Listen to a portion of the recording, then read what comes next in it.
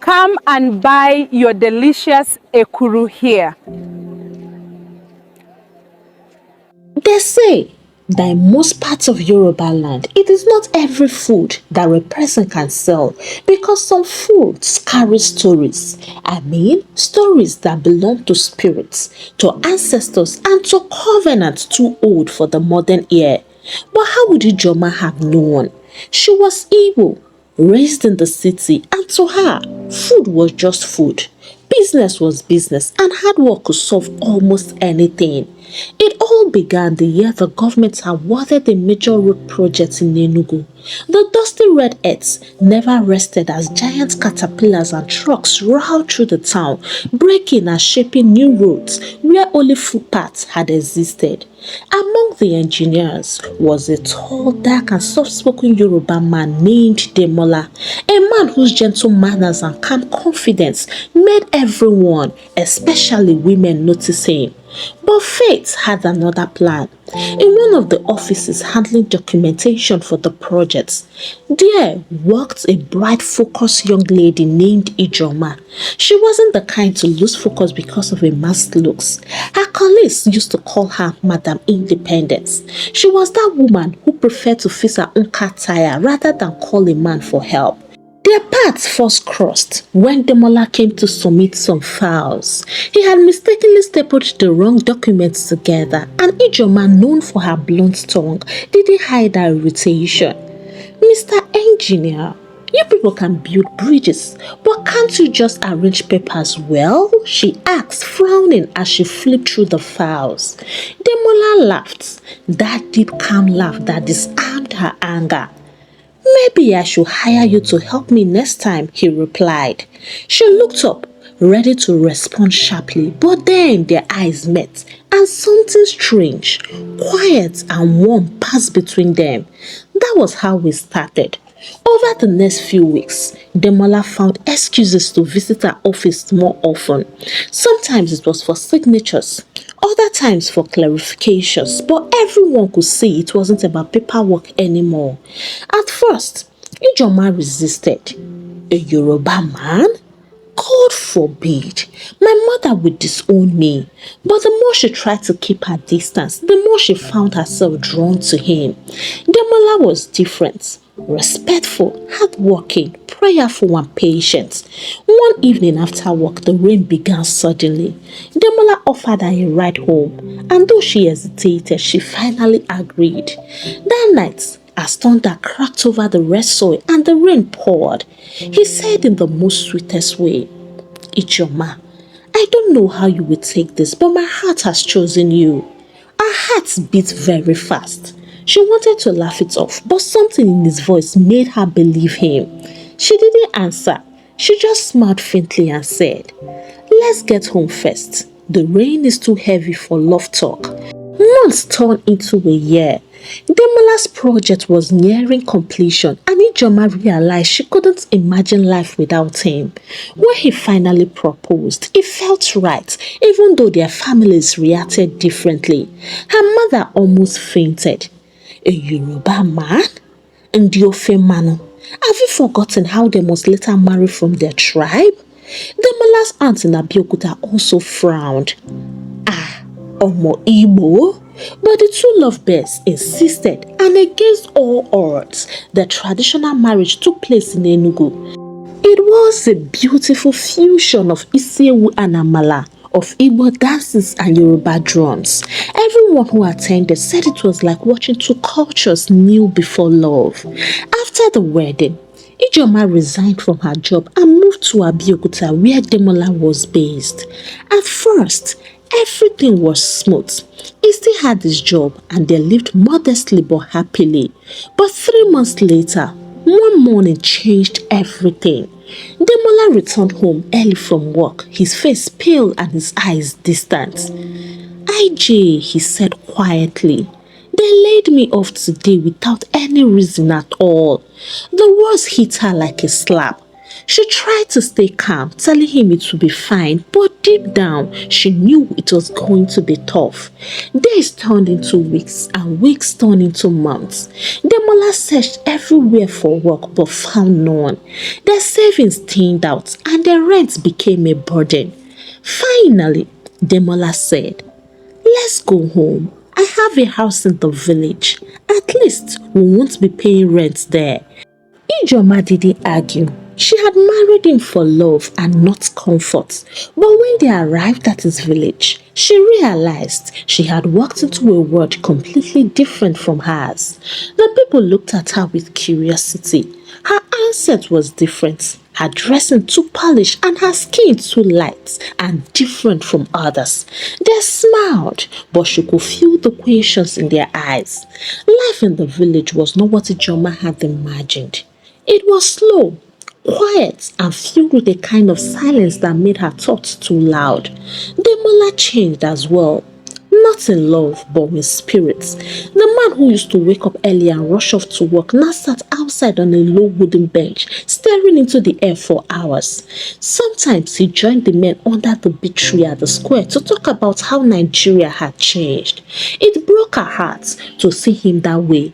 And as for her, she was learning fast that depending on a man, even one you love deeply, could be its own quiet form of suffering.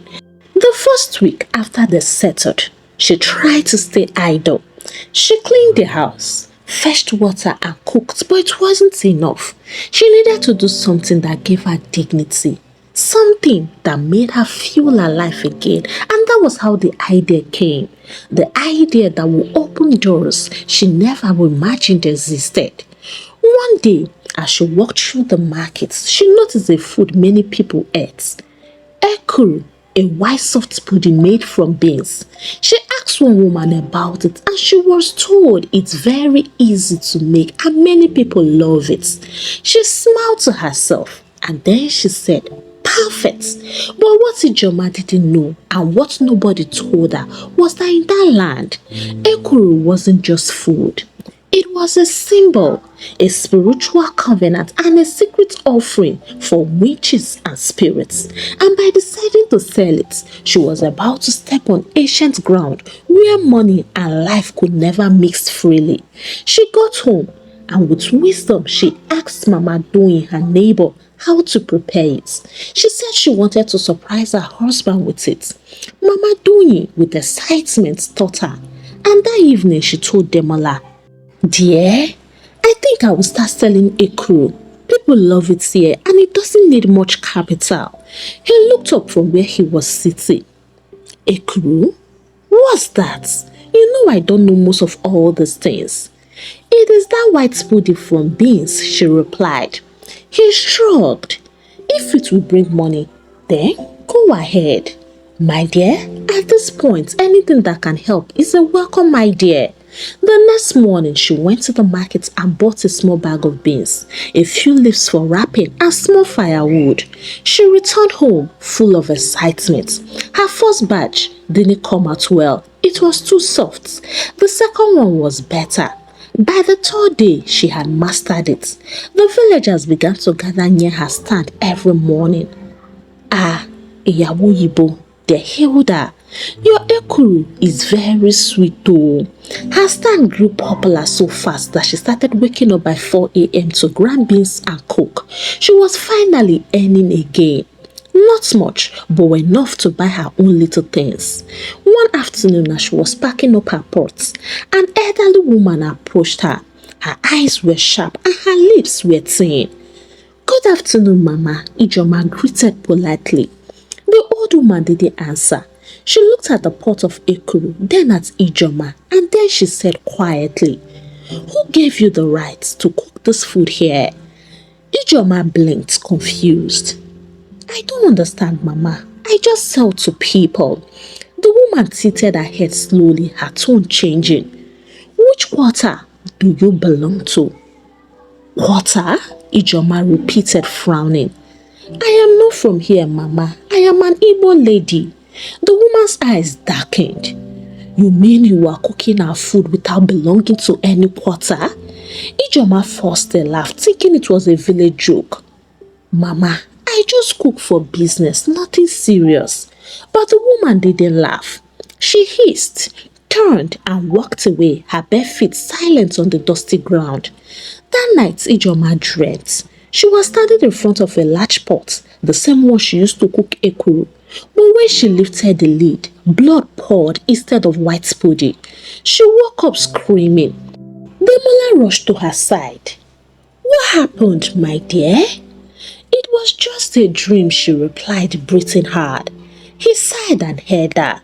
You have been working so hard, my love. I think you need enough rest. But deep inside, her heart was restless. She didn't understand the dream, but it felt too real. The next morning, when she returned to her store, she noticed three strange cowrie shells arranged in front of her table. She kicked them aside without thinking. That afternoon, her pot cracked open while still on fire.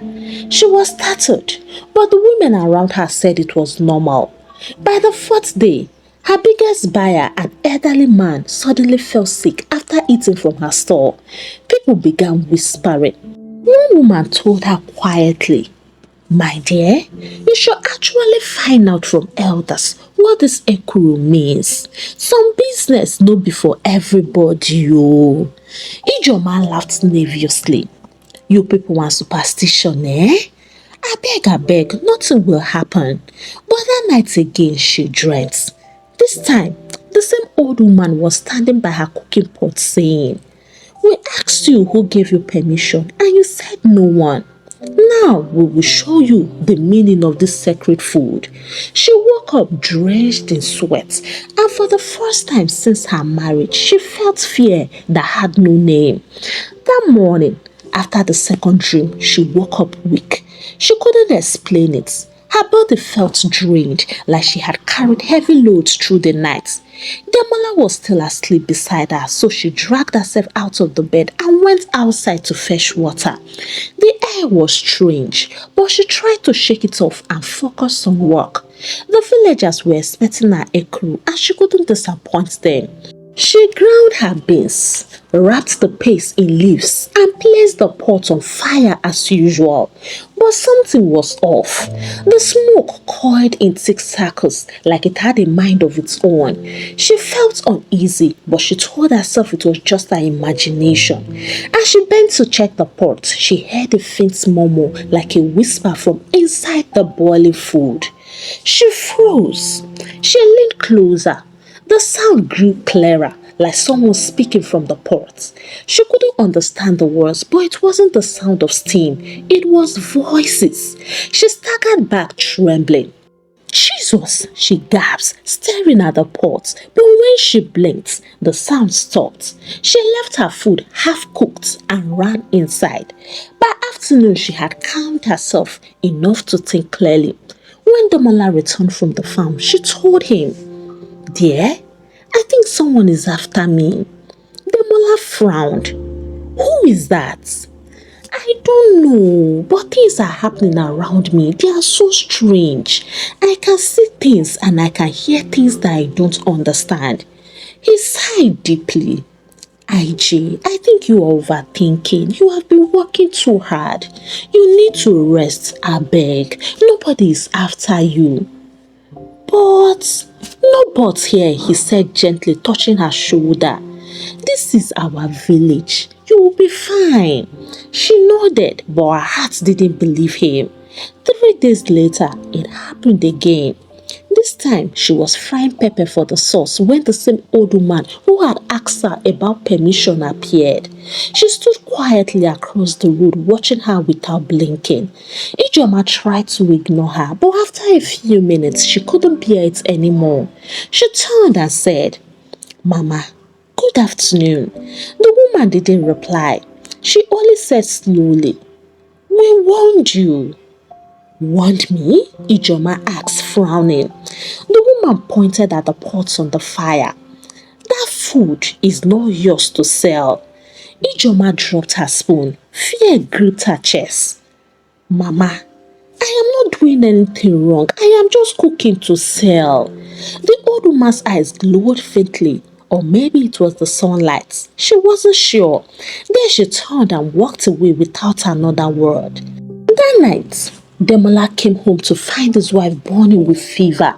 Her skin was hot, her eyes were rolling, and her lips were muttering strange things in Yoruba language. And mysteriously, she does not even understand the language. Jesus! Ijoma! He shouted, shaking her. Wake up! He rushed her to the nearest clinic, but the nurse said it was just malaria. He wasn't convinced. He went to an old distant relative hut, desperate. Mama, something is wrong with my wife, he said. She's burning up and saying strange things. The woman sighed deeply.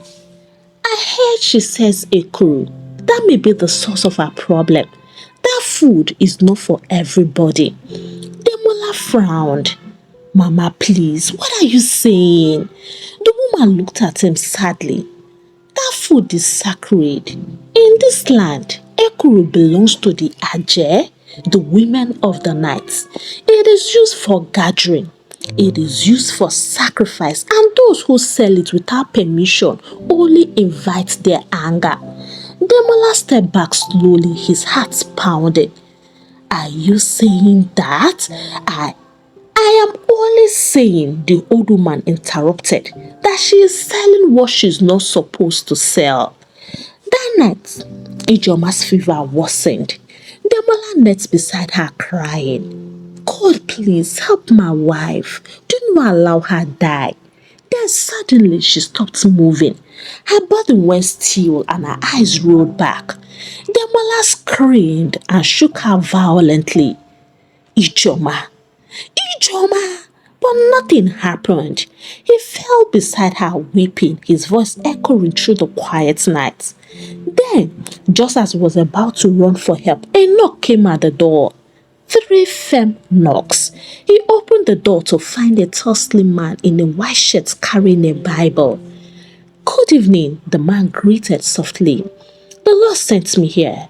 There is a woman in this house who must not die tonight. Demola stared at him speechless. What did you say? He stammered.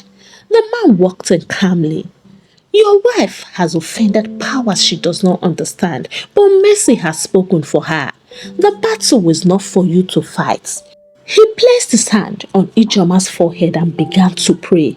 His voice shook the entire room. Every strange covenant she had entered unknowingly, in the name of Jesus, break, and every hand that stirs her pot in the spirit be withered. Every voice calling her name from the gathering of witches, I command you to be silenced. As he prayed, Ijoma began to shake. Her body rose slightly and a strange wind swept through the room. The lantern flickered violently, then went out. When the light returned, she was breathing slowly and peacefully. The strange man smiled faintly. The battle has just begun, but she will not die. He turned to Demola. From tomorrow, destroy everything that has to do with Ekuru. Every pot, every spoon, and every leaf. Before Demola could even thank him, the man walked out into the darkness and disappeared. The next morning, when Ijoma opened her eyes, she whispered, Demola, I saw them. They were calling my name. Women in black wrappers. They said I took what belonged to them. He held her tightly. You are safe now, my wife. I won't let anything happen to you again. For the first time in weeks, Ijoma slept through the night without fever. Demola sat by her side until dawn, watching her breathe. His heart was grateful, but his mind was restless. He kept on thinking about the man who came the night before. The man who knew their names, their pain, and their secrets without introduction. He hadn't even said where he came from. By morning, one of the old women died and the news spread like wildfire. People whispered at the markets, some out of fear and others out of curiosity. She was found behind her hut. They said her condition was like someone involved in a fire accident. Ijoma didn't step outside that day, but she was grateful for God's mercy. Demola, she whispered. I didn't wish anyone harm. I only wanted to help us. Demola held her hand. I know, my love. But now we must do as that man of God has said. We must burn everything that has to do with this ekuru. And so, at dusk, they carried the pots, spoons, and leaves to the backyard. Demola poured kerosene over them and lit a match. The fire blazed high. The smell was strange, not of beans or smoke, but something darker and heavier. As the flames rose, Ijoma thought she heard faint screams within the crackling. She squeezed her eyes shut and began to pray under her breath. Father, whatever I've entered unknowingly, deliver me. When the fire died, she felt a kind of peace she couldn't explain. But peace in a land of offended spirits never lasts long. That night, it began again. Demola was half asleep when a sound like footsteps of dry leaves woke him. He thought it was goats outside, but then he heard it again. Louder, closer, and heavier. He sat up. Who is there? He asked, but there was no answer. Then he heard whispering, faint like women murmuring. He turned to Ijoma, but she was still asleep. The whispers became clearer now. Yoruba words spoken in chorus. He didn't understand them, but they kept on repeating one line. She ate our portion and she sold our food. His blood ran cold. He jumped out of bed, lit a lamp and moved towards the door. But before he reached it, a strong wind blew through the room, extinguishing the lights. The windows rattled violently and then silence. Jesus! He shouted. Suddenly, Ijoma screamed from the bed.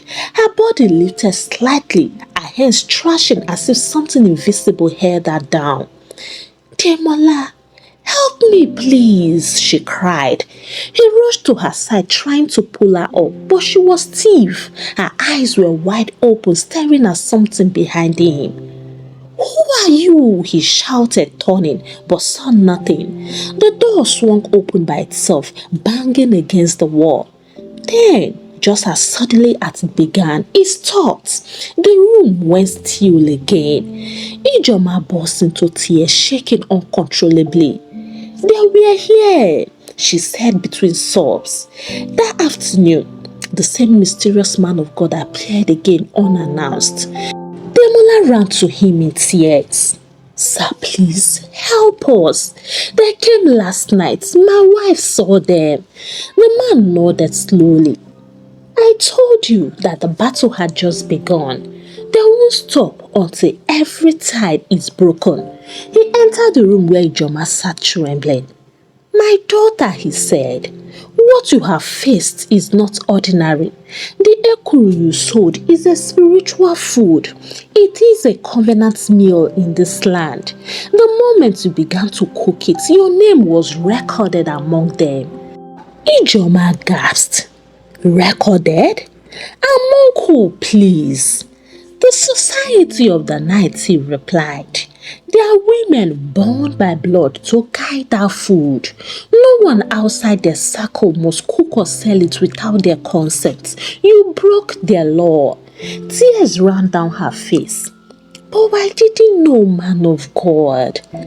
I too, Demola added, I sincerely don't know about the traditions of my people because I left here when I was only 5 after my father's funeral. I know, he said, but ignorance does not excuse trespass in the spirit. The good thing is, the blood of Jesus speaks louder than any covenant. He turned to Demola. From tonight, you will not sleep until you have prayed. That night they obeyed. They prayed violently. The following morning, news spread again. Another woman from the village was found dead in her compound. Her body was cold and her eyes were open. The villagers began to whisper again. They are dying one by one. By now, the fear of Ijoma's name had filled the whole community. Some said her God was fighting for her. For 3 nights in a row, strange deaths shook the community. The people who once mocked Ijoma now crossed the streets when they saw her. Some called her the stranger with fire. Others whispered, her God kills winches. Demola and Ijoma stayed indoors most days, praying and fasting under the man of God's instruction. The man had returned to stay with them for a few days.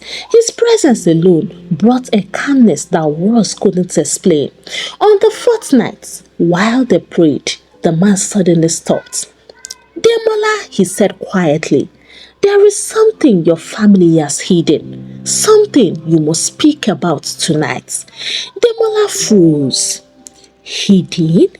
What do you mean, sir?" The man closed his eyes, lifted his hands and said softly, "This battle did not start with your wife. It started with your bloodline."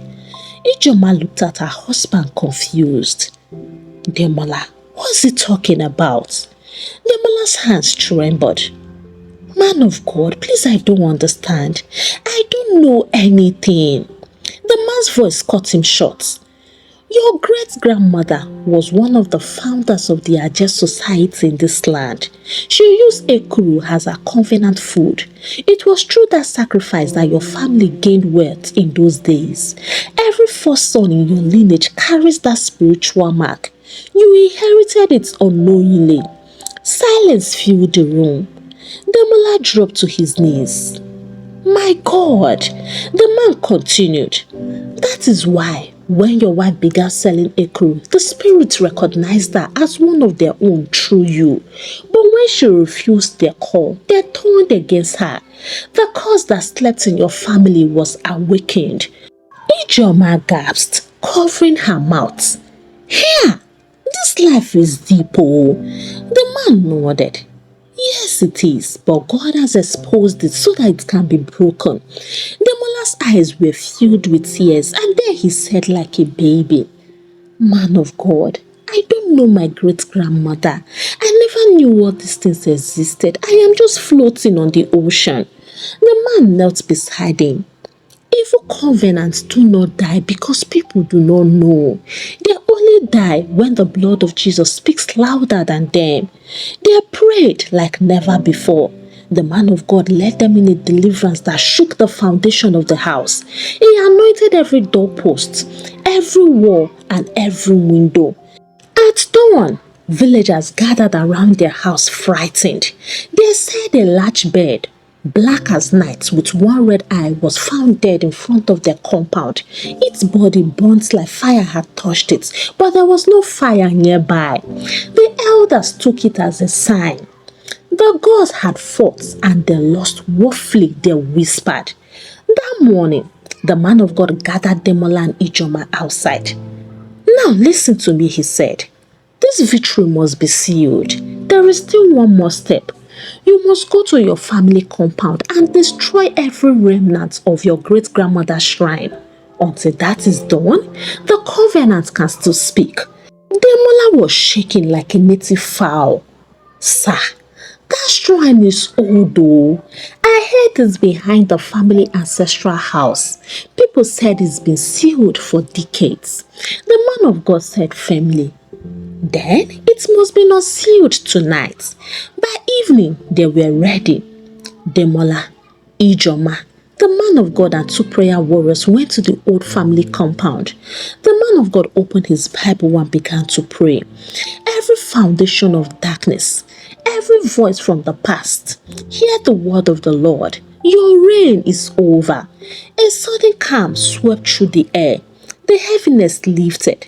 When they returned home, Ijoma felt light, as if something heavy had been lifted off her chest. But just when they thought it was over, something unexpected happened. Hey, African Tales by Kamma Tribe, how are you all doing? For me, I am doing just fine. I hope you are enjoying the story. Please, I beg you, follow me, because this one na real life matter.